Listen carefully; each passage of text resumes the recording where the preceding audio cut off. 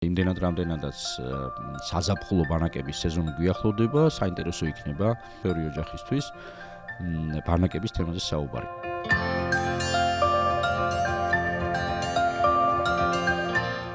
თავარი მაინც რა 2-3 ფაქტორი რა არის ნიშანი იმისა, რომ სასურველია ბავშვი ბანაკში წავიდეს. ერთი და იგივე გამოცდილება ვიღაცისთვის პანიკაა და ვიღაცისთვის მოტივაცია. რა არის ბანაკის ნამდვილი დანიშნულება?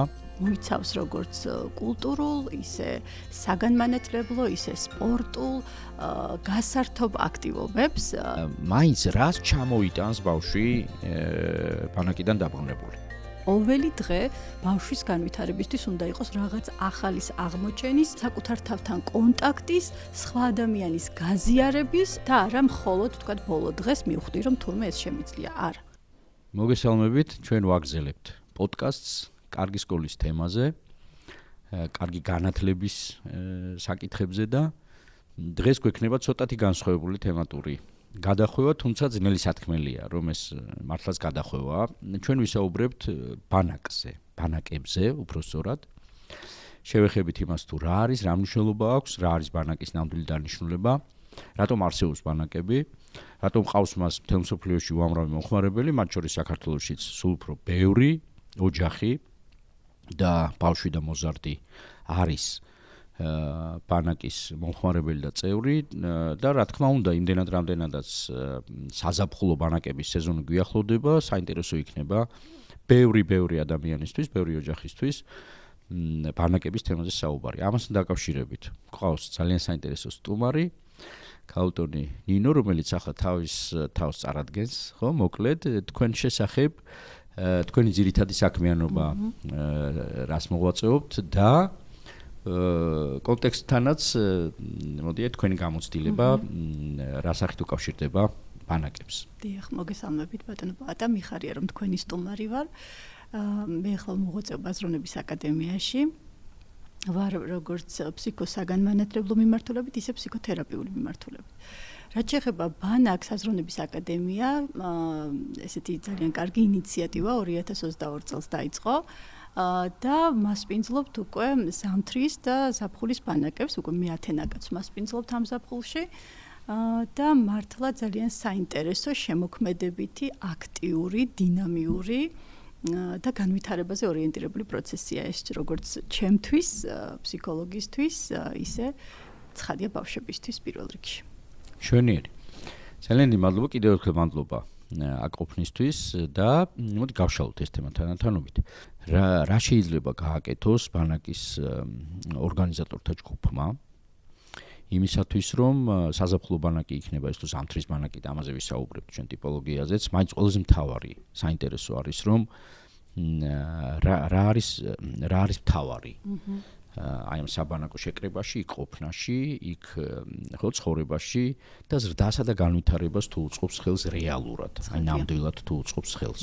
აი ჩემ შვილებთან მიმართებით მახსენდება ბანაკები, სამივე სხვადასხვა ტიპის ბანაკებში ყოფილა და ვერ ვიტყვი რომ აი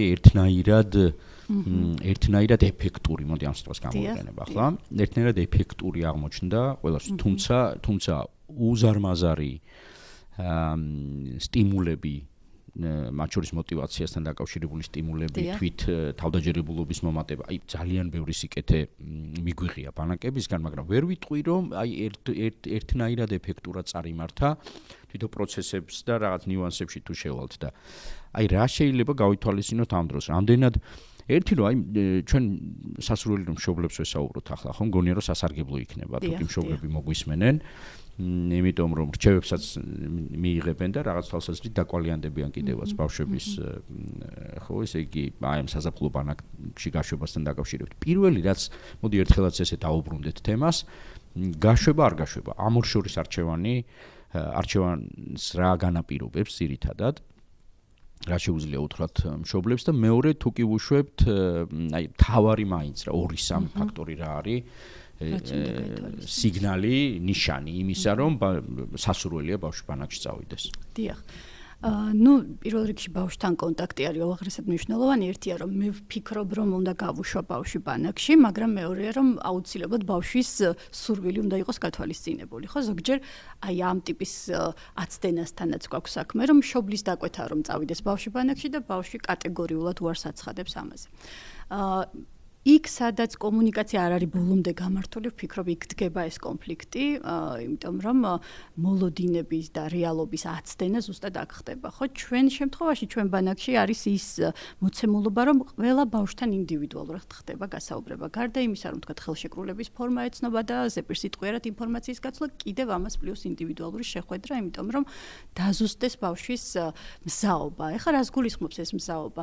გასაგებია მშობლის სურვილი, რომ თქვათ მე მინდა რომ რაღაცა დიდი ნაბიჯით და მყისიერად და სწრაფად მოხდეს ის, რომ ბავშვის თქვათ დამოუკიდებელი უნარები დასტიმულირდეს და ბანაკი ნამდვილად იძლევა ამის შესაძლებლობას. თუმცა მანამდე არსებული გამოცდილება ბაში თუ არ იყო ის, რომ ბავშვი ცალკე იძინებდა მშობლისგან, თქვათ ერთი დღე მაინც ან ორი დღე ბებოსთან და ბაბუსთან იყო ნამყოფი, თქვათ დამოუკიდებელი უნარები, თქვათ, ხო? აი მზაობა რა არის? ერთისთვის შეიძლება ბანაკი იყოს იქცეს мотивაციად, რომ თავისი არსებული უნარები კიდევ უფრო განავითაროს და მეორისთვის დასჯა, იმიტომ რომ აბსოლუტურად დამტანჯველი გამოცდილება, იმიტომ რომ მანამდე არსებულ უნარებში ეს მოცემულობა არ მქონდა და ის რომ მე დამოუკიდებლად ვერ ვიცვამ, თქვა თავს ვერ ვიწესრიგებ, სოციალური უნარები და ესე ვთქვათ კომუნიკაციის უნარები არ არის ისეთი დასტიმულირებული და ვთქვათ მუდმივად ეკრანთან ვარ და არ მყავს ერთი მეგობარიც კი,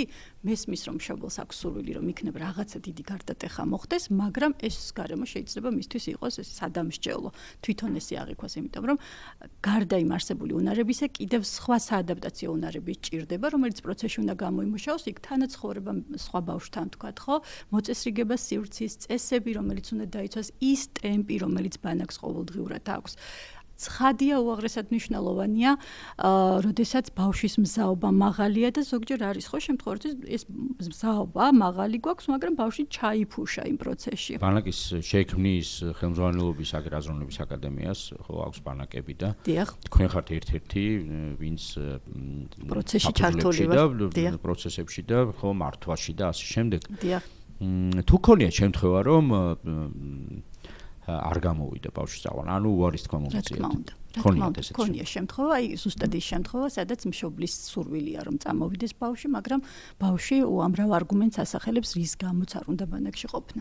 როგორც წესი, ანუ ამბობთ რომ უფრო ხშირად ბავშვისგან მოდის და მისი ბავშვი ამბობს, რომ დიახ, ჩვენ ვაწვდით მაქსიმალურ ინფორმაციას, ფოტო, ვიდეო მასალას, ასევე ვინტერესდებით საიდან მიიღო ეს ინფორმაცია, როგორც წესი, ხშირია გამოცდილებაში ბავშვებს, როცა ესაც მოყავთ ბავშვები, იმიტომ რომ მათ აქვთ კიდევ უფრო მაღალი ნდობა განსაკუთრებით მოზარდებს, რომ თქვათ აი თან კლასელს ან მეგობარს ენდოს, რადგან ამ ბანაკში იყო ძალიან კარგი გამოცდილება და ჩემთვის ძალიან საამაყოა და ჩემი გუნდისთვის ის, რომ როგორც წესი ბავშვები სისტემატიური სახით მოდიან ჩვენს ბანაკში და ჩვენც ვცდილობთ რომ მრავალფეროვანი პროგრამა შევთავაზოთ მათ, მაგრამ თუ კი ბავშვი აი რადიკალურად წინააღმდეგი ან მისი მოლოდინები მკვეთრად არის აცდენილი, ან ბავშვი ამბობს, რომ აი ამა და ამ არგუმენტით არ მინდა, ან თქვათ რაღაცა ფიზიოლოგიური საჭიროებები აქვს, თქვათ, ხო?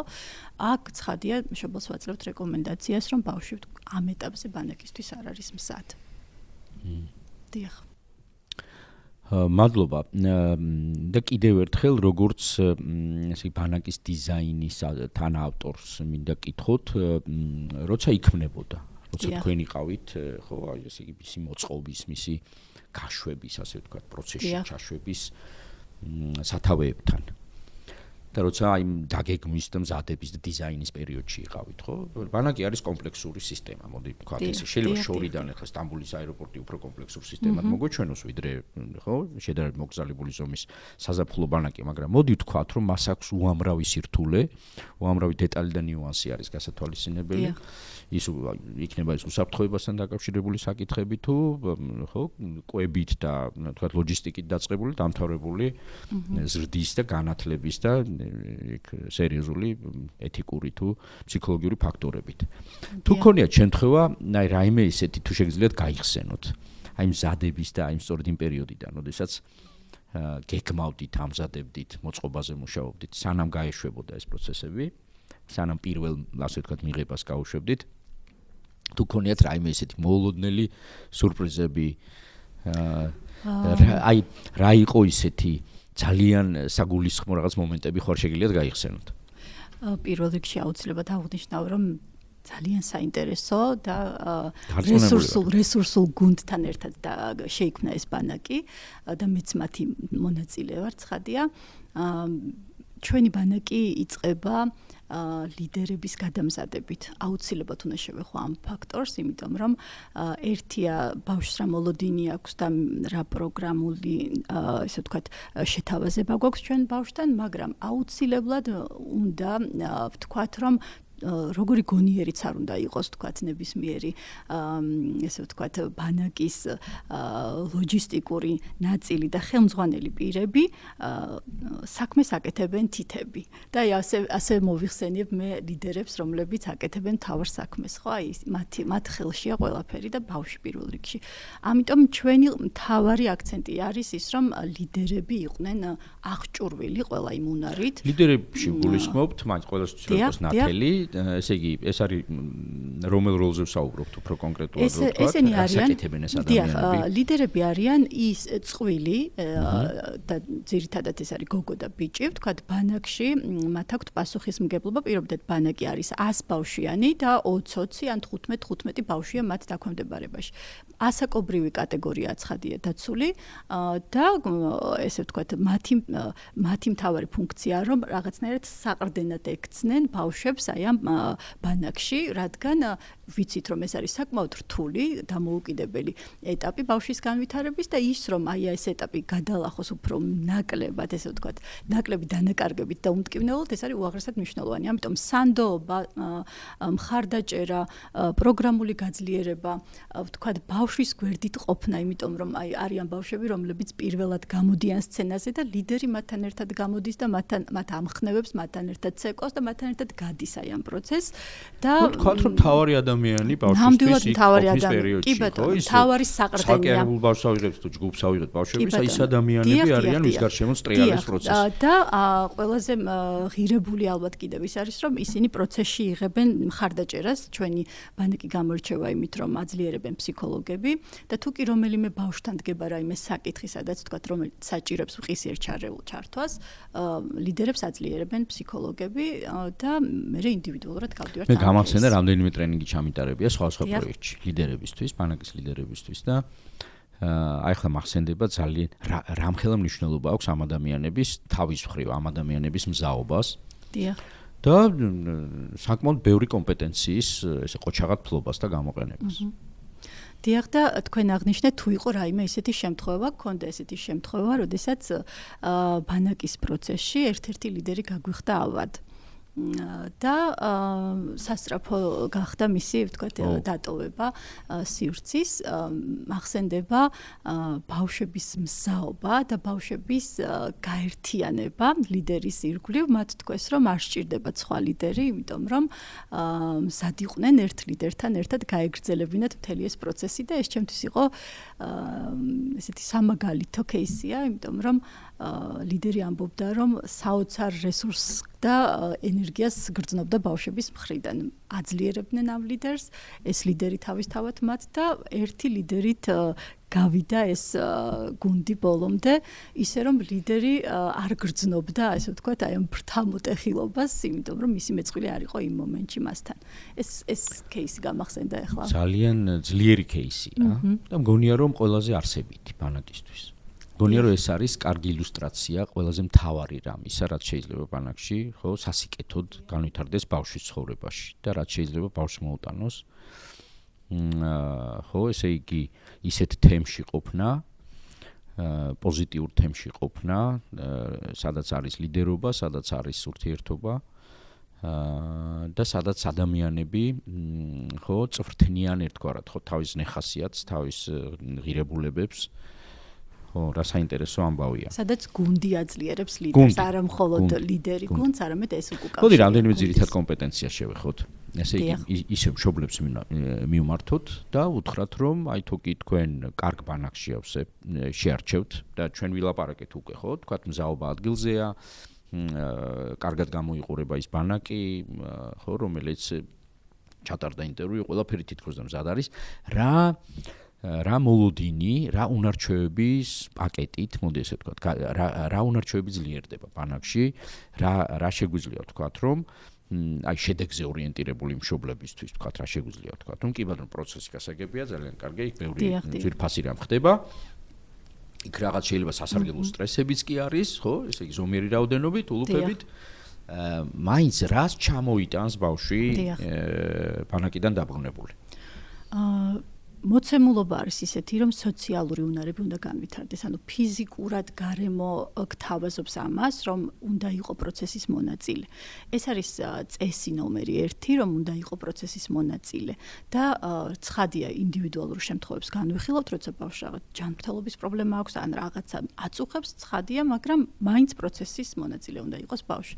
რაც ცხადია უკვე ამყოფებს იმ პირობებში, რომ კონტაქტში უნდა შევიდეს, რაღაცა თავისი უნდა მოითხოვოს, თავისი ინიციატივა უნდა მოიღოს, ხვისი გაითვალისწინოს, თავი დაიმკვიდროს, იცის რომ რაღაცა შეზღუდული დროა და ყოველი დღე უნდა იყოს მისთვის პროდუქტიული. თითოეული დღე არის ახალი თემატიკით და ცხადია ეს რაღაც ერთ ძირითად ხერხემალზე არის აგებული.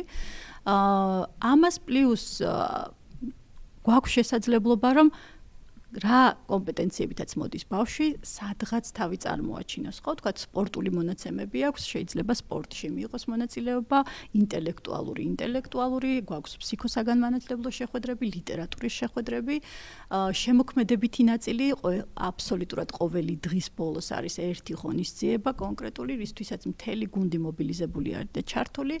აუცილებლად გავამახვილებ ყურადღებას ტელეფონთან დაკავშირებით, იმიტომ რომ მშობლები ხშირად ამ დაკვეთით მოდიან, რომ აი ჩემი შვილს ექნება. აუცილებლად თქვათ რამე ამის შესახებ. დიახ, ექნება თუ არა, თქვათ წდომა და ჩვენ გულწრფელად ხისტად არ ვთავაზობთ ამათ, იმიტომ რომ ისედაც ბანაკი არის განვითარების და დაძაბულობის ზონა და თუ კი ბავშვს ადაპტაციისთვის, ესე ვთქვათ, კრეატიული მორგებისთვის მას სჭირდება ტელეფონი, თუ კი მისთვის დომინანტური საკომუნიკაციო სივრცე არის ტელეფონი, ჩვენ ესე ხისტად რომ შენ ბანაკში არ გექნება ტელეფონი, ესე არ არის.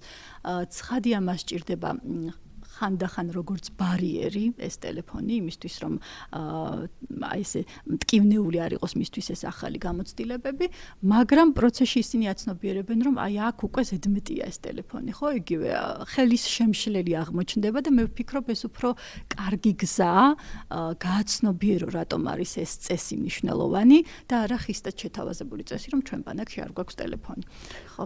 აი ეს ბევრი მშობლისთვის არის ეს პრობლემა ხა გამახსენდა აი ჩემი უმცროსი ქალიშვილი ჰოლანდიაში გაუშვით ერთ-ერთ საზაფხულო ბანაკში და ხო იქ ნუ კაცრად ტელეფონი იყო, ტელეფონის მოხმარება შეზღუდული იყო და ეს ძალიან ისე კაფეოდ და მკაცრად იყო ეს ყველაფერი მართული და სხვა შორის ერთი აქტივობა მინდა რომ გავიხსენო აქ და თქვენი აზრი იქნებოდა საინტერესო ამ აქტივობასთან დაკავშირებით, როგორც ვთქვათ, აი ბანაკის დამგეგმავთან აქტივობების შერჩევასთან დაკავშირებულ საქმიანობაში. ერთი ასეთი ამბავი მინდა გავიხსენო, რომელიც სტრესული აღმოჩნდა, დარეკა ბავშვმა.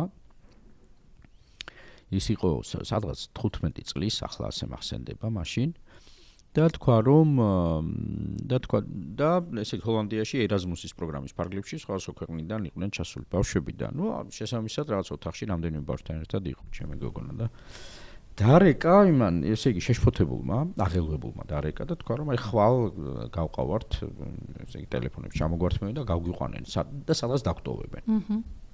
დაგტოვებენ ეს ტრიალ მინდორს სადღაც დაგტოვებენ. ჭყალებში ან ჭყალების გარეშე ვამბობ ამას. და ნუ შემდეგ ჩვენ თუნდა გავიგნოთ დანიშნული გვაქვს და თან ღამე უნდა გავათენოთ სხვაგან არა ბანაკში თუ ბანაკში დაბრუნდებით მაშინ ბანაკი უნდა დავტოვოთ საერთოდ ანუ ვეღარ გავაგრძელებთ ბანაკში ყოფნას და ნუ აი ეს აქტივობა უნდა რაღაცნაირად გავიაროთ ერთგვარი ექსტრემალური მოდი ესე ვთქვათ ექსტრემალური კომპონენტებით ნუ ესე იგი რამდენიმე ბავშვი დაყოფილები იყვნენ მცირე ჯგუფებად და რამდენიმე ბავშვი გაყავდა და ნუ დარეკა და 100 რამის გვეუბნება და ნუ ატყდა ამბავი არ იყო მოლოდინი ასეთი აქტივობების და ლამის იქამდეც კი განხილვა თემის რომ ჩავიდეთ და წამოვიყვანოთ ბავშვი. საბოლოოდ მოვახერხე, მე ვიტყოდი, მე ვიზრუნე ამაზე, მეტად რომ მიიღო მონაწილეობა ამ აქტივობაში. ანუ ყოფილიყო იქ და მიიღო, აიღო თავის თავზე მონაწილეობა ამ აქტივობაში. მე ვფიქრობ, რომ დღეს მისთვის ერთ-ერთი ყველაზე მნიშვნელოვანი ამ სიტყვის პოზიტიური გაგებით, ძვირფასი ამბავია, ესე სტორია მის ცხოვრებაში. თავისი იქ დეტალები და ნიუანსებით ახლა არ მინდა ამაზე, ესე იგი უფრო სიღრმეებში წავიდე და მგონია, რომ ასეთად დარჩება. კიდევ დიდხანს. ის გამოცდილება. რა სიტყვით ესეთ გამოცდილებებზე, რომელშიც არის ესეთი ექსტრემალური, ცოტა მშობლებისთვის დამარცხებელი ელემენტები. კი ბატონო. მე ვიტყოდი, რომ ალბათ ისე იყო დაგეგმილი, რომ ამის სიმზაობა მეტად იყო, ხო? ვთქვათ, ეხლა პირველ დღეს ამას ვერ შესთავაზებ და ცხადია ეს ეტაპია, როდესაც ვთქვათ გუნდთან მიკუთვნებულობა აქვს. აქ ყველაზე მნიშვნელოვანი არის მე ვფიქრობ, მაინც ის საყრდენი, რამდენად ეყრდნობა გუნდს. ეს არ არის მხოლოდ მარტო მე მივდივარ აი ამ გამოცდილებისკენ. როგორია ჩემი საყრდენები ირგვლივ და ვფიქრობ, ალბათ ამაზე იზრუნეს, რომ იმ ხელა შეჭიდულობა ყოფილიყო გუნდში, რომ მზაობა, რომ ერთად გადავლახოთ, ეს გამოცდილება არის მაღალი. თუმცა მაინც დაჭირდა ეს თქვენი მხარდაჭერა და ვთქვათ, ალბათ გაძლიერება და შეხსენება რა პიროვნული რესურსები გააჩნდა მას და იმიტომაც არის ეს მისთვის მნიშვნელოვანი, რომ ზუსტად აი ამ დაძაბულობის ზონის გადალახვის შემდგომ აქვს ყველაზე მაღალი თვითშეფასება, რომ ნუ აი ამას გავუმკლავდი და რა უნდა იყოს ამაზე მეტად რთული ჩემს ცხოვრებაში, ხო? ისი თვითშეფასება. აი რა ჩამოიტანა თუ ვიტყვით ასე ცოტა უფრო ესე პრაგმატულად. ხო? აი ბევრი რამე ჩამოიტანა იქიდან. იქ სოფელში მოუწიათ ღამით მასპინძლის მიგნება და დაახლოებით ისე ჩვენ როგორც ხო მასპინძელოს რო იძახიან ჩვენი ტრადიციებს გავსად. აი ესე მოუწიათ იქ ღამის გათევა და ასე შემდეგ და ბევრი საინტერესო რამე და რაც თავი ამ პროცესიდან ჩამოიტანა გაძლიერებული თვითშეფასება. მე ასე ვიტყოდი, თავდაჯერებულობა, არჩევანის უნარიანობა. აი რა ჩამოიტანა და რაც თავარია ადამიანებთან უფრო ესეთი ეფექტური და კონსტრუქციული ურთიერთობის დამყარების, შენარჩუნების, გაძლიერების უნარები. და ასერტულობა ჩამოიტანა, იცით, რაღაცნაირად, აი ეს ასერტულობა, რომელიც ძალიან მნიშვნელოვანია ნებისმიერი მოზარდისთვის. მას შეუძლია თავად გადაწყვიტოს, აი აშკარად ასე. დღესაც ახლა მარტო ცხოვრობს ჩეხეთში, სწავლობს იქ და აღმოჩნდა, რომ ბევრი შესაძლებლობა ბანაკმა გაუხსნა, ამას ხმამაღლა ვამბობ და სრულიად სერიოზულად. მიხარია და მეც შემიძლია ესე ვთქვათ ამ გამოცდილებით ბევრი ბავშვი გავიხსენო, რომლისთვისაც აი ცრემლებამდე მისული ემოცია იყო საკუთარ თავთან კონტაქტი და საკუთარი თავის აღმოჩენა, იმიტომ რომ აი როგორი განვითარების გზა გავლოთ პირველი დღიდან ბოლომდე, აი ამის გაზიარება მათთვის არის ძალიან სენსიტიური.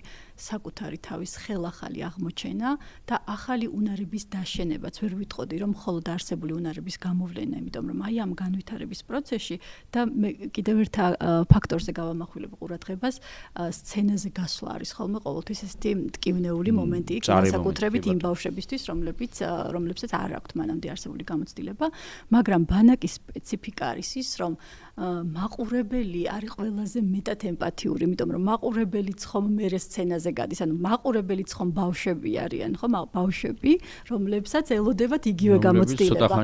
გავლენ თვითონ სცენაზე. ხო, აი ამ ნაწილში მე ვიტყოდი, რომ ყველაზე ძვირფასია ის თანაგრძნობა, რომელსაც აუდიტორიისგან იღებენ, თქვათ ვიღაცას რაღაც არ გამოუვიდა, მიკროფონი გაეთიშა, რაღაცა კრიზისი, მოკლედ სცენაზეც ხო ხდება და დგება. აი აუდიტორიისგან აუდიტორიიდან მიღებული ეს ემოცია არის აღმოჩნდება ხოლმე ყველაზე ძვირფასი, ვიდრე თვითონ ის ნომერი, რომელიც მან მიიტანა აუდიტორიამდე. გადასარევი. მინდა ასეთი შეკითხვა დაგისვათ, რა სკოლებთან დაკავშირებით არის ესეთი კვლევები ტერმინის გარშემო, რომელსაც ფარულ კურიკულუმს უწოდებენ ხოლმე.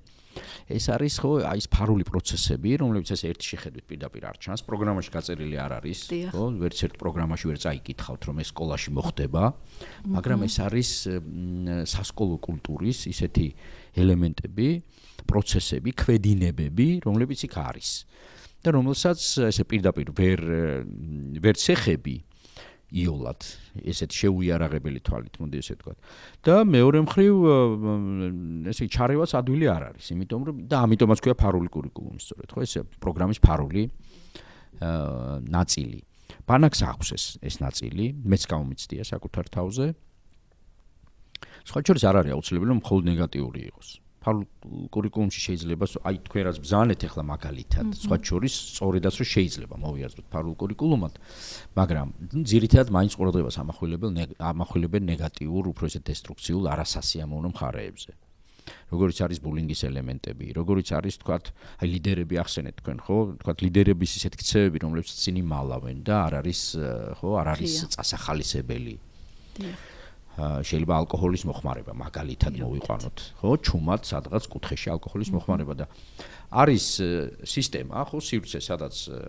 უბრალოდ გაწერილი კი არ არის რომ ასეთი რამე არ შეიძლება არამედ მართლაც ისეა მოწყობილი კულტურა ისე მუშაობს და ნორმატივები ისე მუშაობს იქ რომ მართლაც არ აკეთებენ ადამიანები ამას ან ცნობილი გაპასტოები რომელიც ალბათ გამოუცდია უამრავ ადამიანს და კი ხუმრობით ვიხსენებთ ახლა მაგრამ მაშინ იმ მომენტში შეიძლება სულაც არ იყო სასაცილო და სახუმარო და სასიამოვნო ან კიდევ უარესი ველოსიპედები არსებობდა ესეთი ხო ესე იგი თითებშუა ფეხის თითებშუა ასანთის ღერებს ჩაუდებდით ხოლმე ერთმანეთს და გაუკიდებდით და იწყებდა ადამიანი ესე ველოსიპედის მოძრაობების კეთებას და იცით ეს ან თქვათ უკვე კლასიკური თქვათ ბულინგის ელემენტებზე ვილაპარაკოთ ხო რაც გარჩევები რაღაცების ან თქვათ წართმევა რაღაც ისეთი სასურველი ნივთის და ასე შემდეგ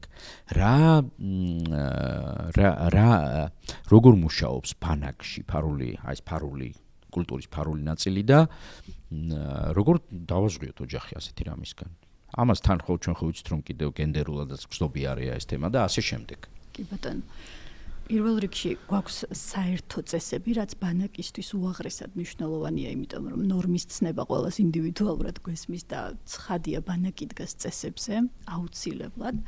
და მაქსიმალურად ვცდილობთ, რომ ამ წესების უკან რა ლოგიკა დგას, ეს ბავშვებამდე იყოს მისტანილი და გაცნობიერებული, თუმცა ცხადია, აი ამ ლიდერები რო აღნიშნეთ წეღან, აი მცირე ჯგუფებში კიდევ ზოგჯერ საჭიროება არის დამატებითი წესების არსებობა გუნდის სანამ გუნდად ფორმირდება ჯგუფის წესებიდან ჯგუფის საჭიროებებიდან გამომდინარე ხო რა საჭიროებები დგას ჯგუფში ამიტომაც ვამბობთ რომ ლიდერები უნდა იყვნენ აუცილებლად კომპეტენტურები რომ გქონდეთ თითოეული ბავშვის პულსაციაზე ხელი უაღრესად მნიშვნელოვანია ეს რადგან ბავშვის ინდივიდუალურ მახასიათებლები, როგორი გასაუბრებაც არ უნდა ჩავატაროთ და რამდენად ეფექტურიც არ უნდა იყოს, რა თქმა უნდა, იქ აბსოლუტურად განსხვავებულად ვლინდება. მათ შორის ძალიან გულწრფელად შეიძლება მოგვეწოდოს მშობელმა ყველა საჭიროებაზე ინფორმაცია, მაგრამ თან ხვდებით, რომ ველი გვცვლის ჩვენ.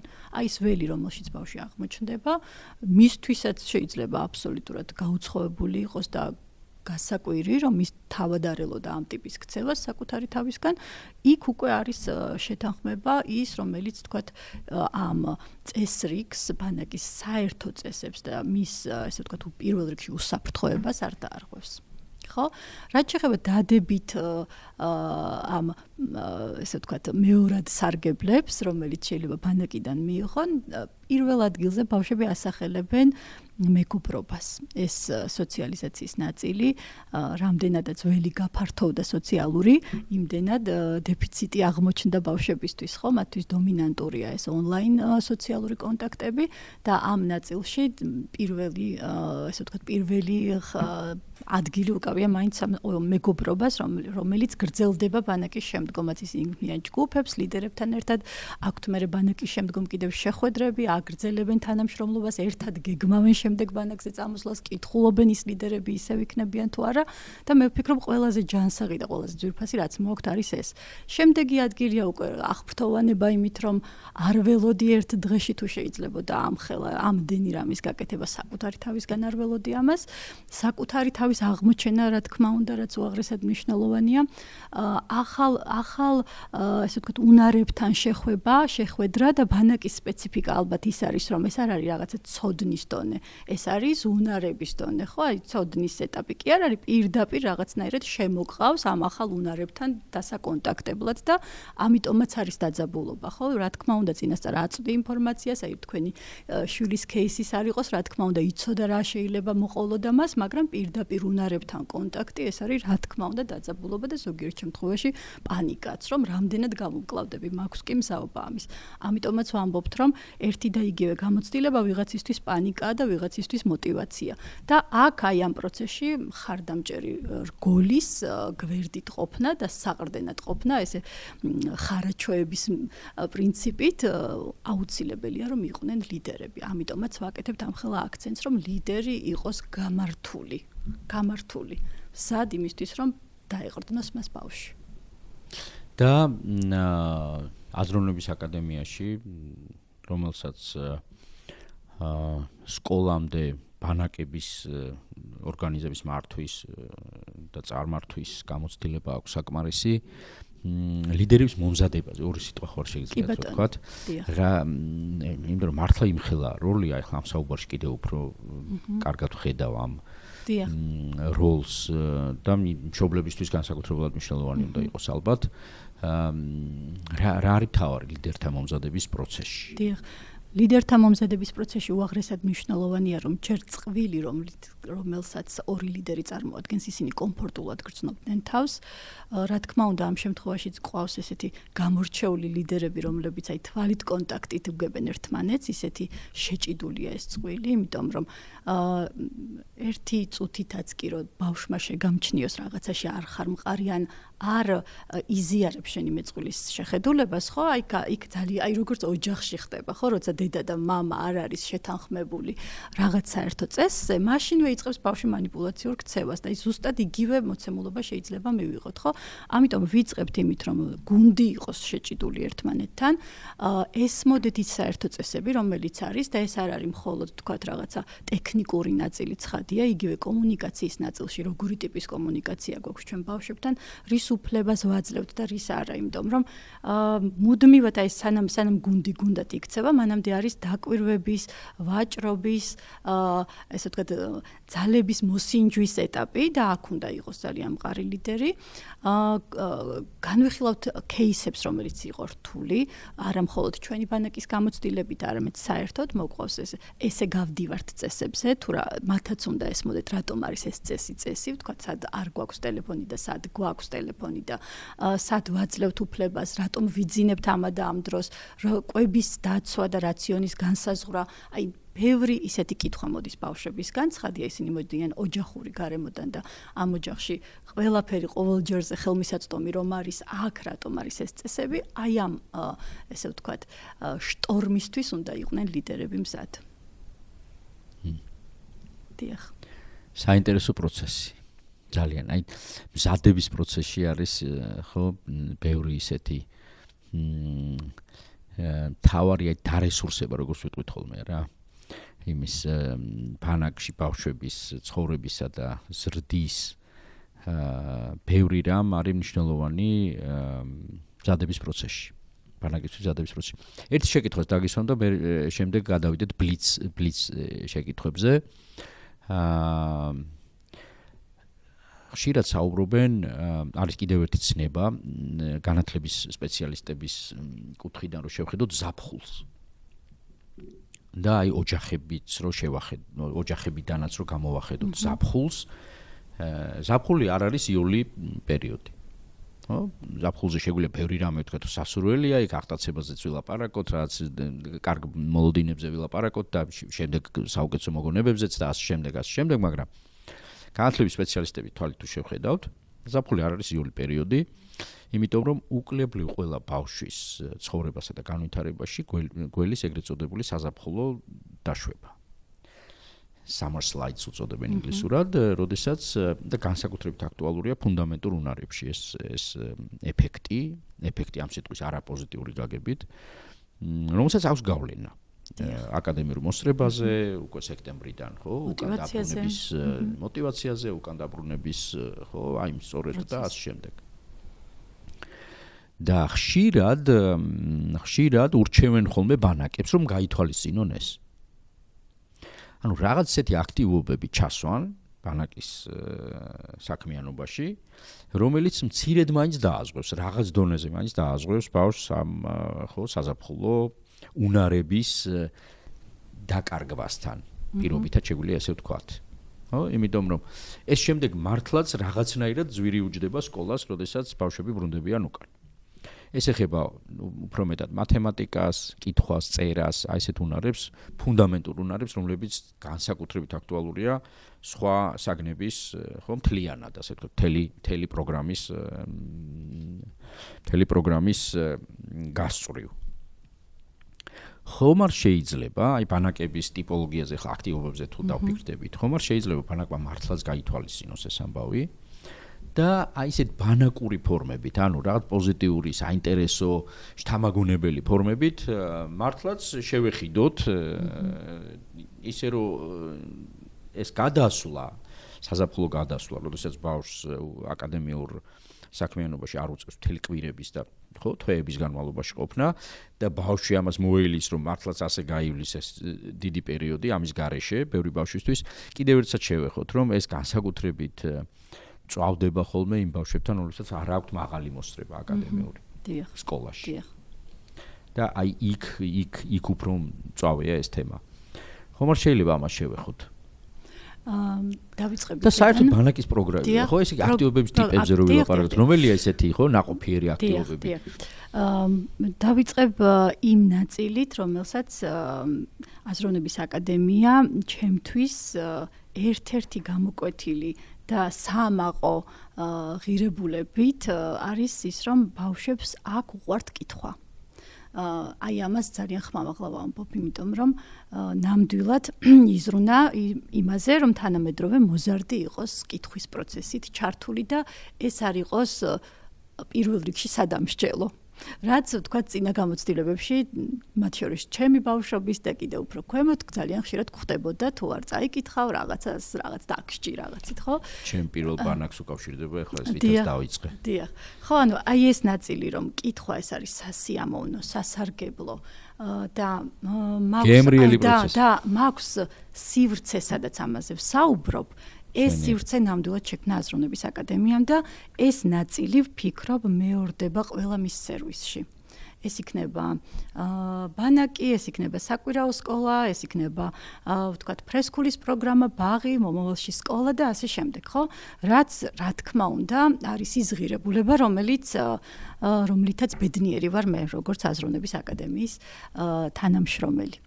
რაც შეეხება ბანაკის ნაწილს, ჩვენ გვაქვს როგორც გითხარით, ფსიქოლოგიის და ლიტერატურის შეხვედრები ყოველდღიურად. ფსიქოლოგიის შეხვედრები ძირითადად ეს არის სატრენინგო ფორმატი, რაც გულისხმობს ცოდნის უნარის დამოკიდებულების ჩამოყალიბებას. ეს არის არაფორმალური განათლების ნაწილი, სადაც არის აღებული რამოდენიმე თემატიკა და ეს თემები კავშირშია ლიტერატურასთან. მოტივაცია, თვითშეფასება, საკუთარი თავის აღქმა, გუნდურობა, მხარდაჭერა, მეგობრობა და ასე შემდეგ. ჩვენ ერთად ლიტერატურის პედაგოგები და ფსიქოლოგები ვჩდებით, ვთანხმდებით ამ კონკრეტული ბანაკის თემა რა იქნება, რომელ ხერხემალს მივყვებით, პირობითად მაგალითად გასულ ზაფხულს იყო კუნძულები, ზღვა იყო თემა, მოვიძიეთ ლიტერატურა, რომელშიც იყო ზღვა, ანიმაციები, სადაც ზღვა იყო შემოტანილი, თუმცა ამ ანიმაციებში იყო მეგობრობა, მხარდაჭერა, განვითარება, დაპირისპირება, გამარჯვება, დამარცხება და მოკლედ ეს პროცესია მთლიანად, ხო? ეს რაც შეეხება ლიტერატურას და ფსიქოლოგიას. გვაქვს სპორტული აქტივობები, მხიარული სტარტები, სადაც განსაკუთრებული, ესე ვთქვათ, ინიციატივით გამორჩევიან ცხადეის ბავშვები, რომლებსაც მსგავსი ტიპის გამოცდილებები აქვთ. ისინი ჩართულნი არიან არა მხოლოდ როგორც მონაწილეები, არამედ დაგეგმვის პროცესშიც. მიუხედავად იმისა, რომ ჩვენ ვთავაზობთ კონკრეტულ აქტივობებს, მათი ინიციატივებიც ცხადი არის გასათვალისწინებელი, განსაკუთრებით თუ რომელიმე ესეთი ძლიერი მხარეა, სადაც ჩვენ არ გვქონდა მოაზრებული პროგრამულ ნაწილში. ისევე როგორც შემოქმედებითი ნაწილი ვთქვათ, რა თქმა უნდა არის დაკვეთა რომ დღეს იქნება ვთქვათ ფილმები, ან ცეკვავენ ვარსკვლავები, ან რომელიმე თემატური სპექტაკლი, მაგრამ მათი ინიციატივები, მათი გამოცდილებები, მათი სურვილები ცხადია არის დაინტეგრირებული პროგრამის ნაწილში და ბავშვებიც არიან ამაში აქტიურად ჩართულები და ვერ ვიტყვი იმას, რომ მხოლოდ სპორტული ბავშვები არიან სპორტში ჩართულნი და სცენაზე არა, აბსოლუტურად ყველას მობილიზება ხდება და აქაც უაღრესად მნიშვნელოვანია ლიდერის ჩართულობა და ლიდერის კომპეტენცია, როდის უნდა გაუშვას ბავშვს ხელი, რომ მან დამოუკიდებლად შეძლოს ეს და როდის ჭირდება მან რომ აიღოს ინიციატივა სუბიექტურად. მე არ ვემხრობი ესეთ პროცესს, რომ მოდი დავტოვოთ ბავშვები ერთ სივრცეში და ისინი რასაც გააკეთებენ, ესე არ არის სწორი, იმიტომ რომ იქ ვიღაცა პასიურდება, ვიღაცა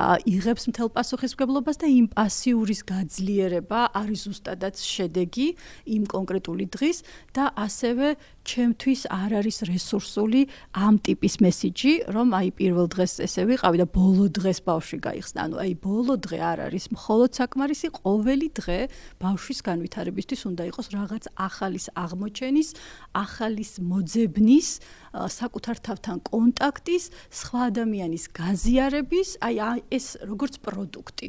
და არა მხოლოდ თქვათ ბოლო დღეს მივხვდი რომ თურმე ეს შემიძლია. არა. ყოველი დღე უნდა იყოს ახალი მიგდება. მადლობა ასეთი თვალსაჩინო აღწერისთვის. ძალიან მომინდა კიდევ ერთი შეკითხვის დასმა დასრულებამდე. თან რამდენჯერმე გამიჩნდა სურვილი, რომ ვკითხოთ უკუკავშირს თუ იღებთ. დიახ. როგორია უკუკავშირი ბავშვებისგან? რაც მომჩი ახსენეთ კიდეც, მაგრამ იქნებ შევეხოთ ამას. დიახ. აი თქვათ იმ ბავშვებისგან, რომლებიც თუ მოზარდებისგან, რომლებიც თქვათ რამდენიმე წლის წინ იყვნენ და ხო, ანუ თქვათ მშობლებისგან. დიახ. რა თუ შეგიძლიათ გაიხსენოთ? პირველ რიგში ყოველი დღის ბოლოს გვაქვს რეფლექსია ბავშვებთან.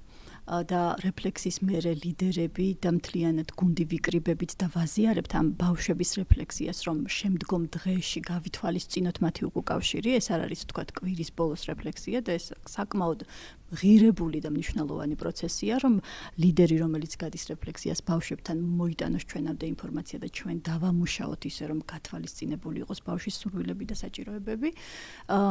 და ბოლო დღეს გვაქვს კიდევ წერილობითი ანონიმური კითხვარი, იმიტომ რომ თუ კი იქ ვერ მოახერხა ვიღაცის გათვალისწინებით რაღაცა აზრის დაფიქსირება, მიეცეს ბავშვს შესაძლებლობა იყოს ბოლომდე ობიექტური თავის დამოკიდებულებებში.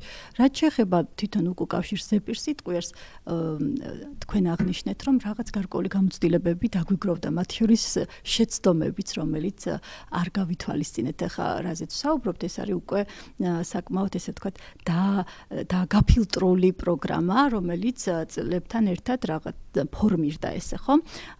რა თქმა უნდა, ქონდა кейსები, სადაც გავრისკეთ და წავიყვანეთ ისეთი ბავშვები, რომლებთანაც არ იყო ის მოლოდინები, რაც თქვათ ბანაკის შეესაბამებოდა ბანაკის პროგრამულ ნაწილს და იქ რა თქმა უნდა ძალიან გაგვიჭირდა. თუმცა სიამაყით შემიძლია ვთქვა, რომ ბავშვი, რომელიც არ შედიოდა კონტაქტში, ამიტომ ვამბობ, რომ რაღაცა ყოველთვის რაღაცას არ უდრის, თუმცა პრევენცია უაღრესად მნიშვნელოვანია. ბავშვი, რომელსაც უჭირდა ზოგადად სოციალიზაცია, მის გამოცდილებებში იყო ის, რომ არ დადიოდა სკოლაში, ვთქვათ, არ შედიოდა ნათესავებთან კონტაქტში და უამრავი რამ, მათ შორის იცით, რომ აი ამ COVID პანდემიამ კიდევ უფრო რეგრესში წაიყვანა ეს პროცესი, აი ამ ტიპის ბავშვებთან არ იყო ბევრი, მაგრამ ქონდა გამოცდილება, ისინი აღმოჩნდნენ ბანაკში და რა თქმა უნდა ეს იყო პირდაპირ პანიკის ზონა მათთვის, თუმცა ეს ბავშვები დაახლოებით მე-3 დღის შემდეგ მივედით იქამდე, რომ ამ ბავშვების ემოცია იყო უაღრესად ღირებული და ჩვენთვისაც იმდენად შთამბეჭდავი და იმდენად რთული, მაგრამ გულწრფელად მე აღარ ვაპირებ არც ლიდერი და არც საკუთარი თავი ჩავაყენო ამ მდგომარეობაში, იმიტომ რომ ეს მოითხოვს უამრავ რესურსს. ჩვენ გვქონდა ინდივიდუალური შეხვედრები დამატებით ამ ბავშვთან, გარდა იმისა, რომ ჯგუფში იყო კიდევ დამატებით ინდივიდუალური შეხვედრა, იმისთვის, რომ მას რაღაცნაირად მოეხერხებინა, გამკლავებოდა საკუთარ თავს და იმ მოცემულობას, რომელიც ბანაკში იყო. თუმცა, რა თქმა უნდა, ეს შთაბეჭდილება იყო ძალიან მნიშვნელოვანი და ალბათ იმ ბავშვმა გადადგა ის ნაბიჯები, რომელიც მის ცხოვრებაში ზუსტად იგივე შთაბეჭდილების და იგივე ღირებულების მატარებელი იყო, როგორც თქვენ აღნიშნეთ, მისი პიროვნული განვითარება, მისი დამოკიდებულება სამყაროს მიმართ, თამამად შემიძლია ვთქვა, რომ აბსოლუტურად შეიცვალა, გაძლიერდა და მწამს, რომ დღეს ის ძალიან კარგად ართმევს თავს იმ თავის გამოწვევას, რომლითაც ჩვენამდე მოვიდა. აი ამ ძალიან ძვირფას ნოტაზე მაშინ ნება მომეცით, რომ დასრულებისკენ წავიდეთ, მე მადლობას გიხდით.